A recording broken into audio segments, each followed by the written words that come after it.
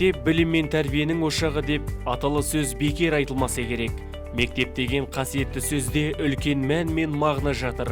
Әр баланың білімі мен тәрбиесіне үлес қосып жүрген білекті ұстаздардың еңбегі шексіз. Жамбыл облысы Тұрар Рысқұлов ауданы Құмарық ауылы Шалтауының етегінде орналасқан.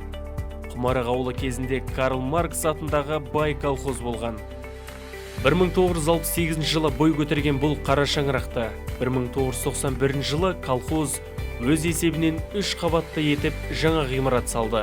Тарихы бай қара шаңырақ қазіргі таңда Болтай Батыр атындағы шағын орталықты орта мектебі деп аталады.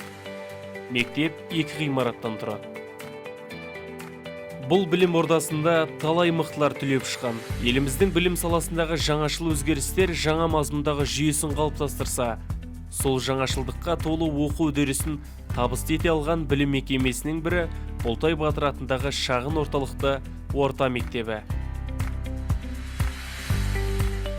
Парасаты мен пайымы жоғары ұстаздардың ұстазы Жаңабердиева Рабиға Кеңесбек қызы 2010 жылдан бері осы мектепті басқарып келеді.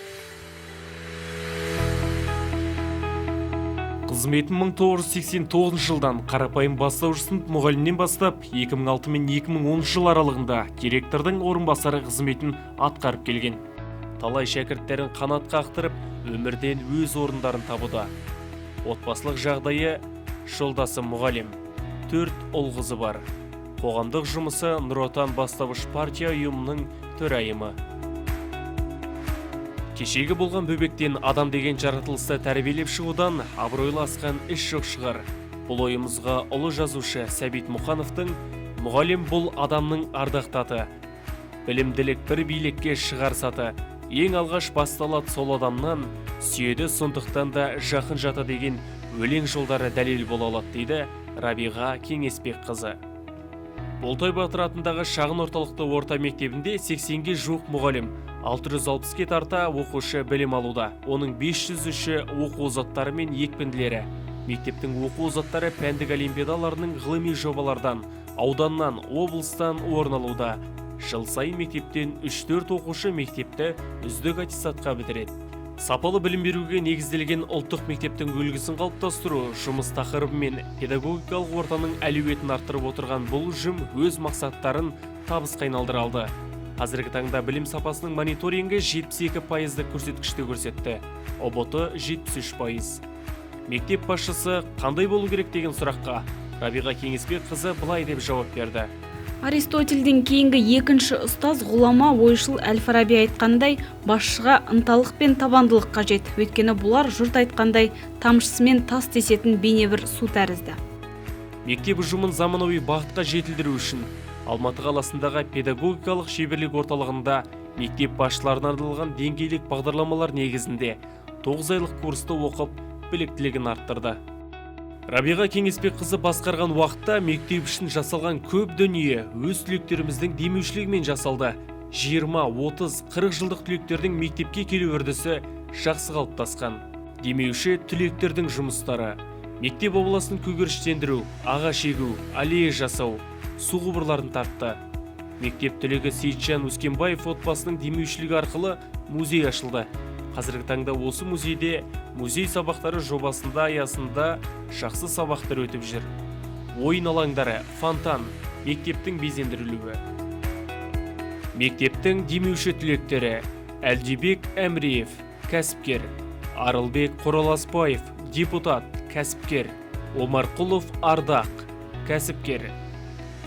Осы мектепті бітірген республикаға танымал шәкірттеріміз: Досымжан Таңатаров, әнші; Дүйсеналы Бықыбаев; Жандос Омарқұлов, генерал.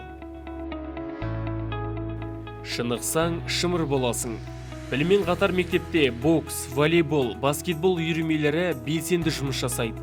Соңғы 5 жылда аудандық, облыстық, республикалық деңгейде жүлделі орындарда иеленіп жүр. Домбыра үйірмесіне де балалар қызығып барады.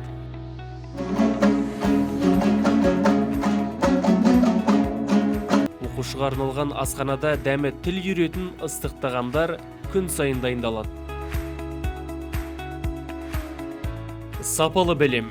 оқу сапасын арттыру мен тәрбие үрдісін жақсартудың стратегиялық жоспарларын қалыптастыру, мектептің жаңа мазмұн мен оқыту тәжірибесін жетілдіру мақсатында педагогикалық қызметкерлермен тренинг, коучинг, тәжірибелік семинарлар жоспарлау, өткізу, талдау, есеп дайындау сияқты шеберлік мүмкіндіктерін тәжірибе басында жетілдіріп келеді. Мектепте үздік ұстаздардан шығармашылық топ құрылған, деңгейлік курстардан өткен 13 мұғалім және жаратылыстану бағытындағы пәндерді ағылшын тілінде оқыту курсынан 5 мұғалім өткен, тренер 3 мұғалім. Ұстаздар жетістігі: дарынды балаларға талантты ұстаз, 12-ші республикалық педагогикалық олимпиада жүлдегері Нұрбек Амантай физика пәні мұғалімі.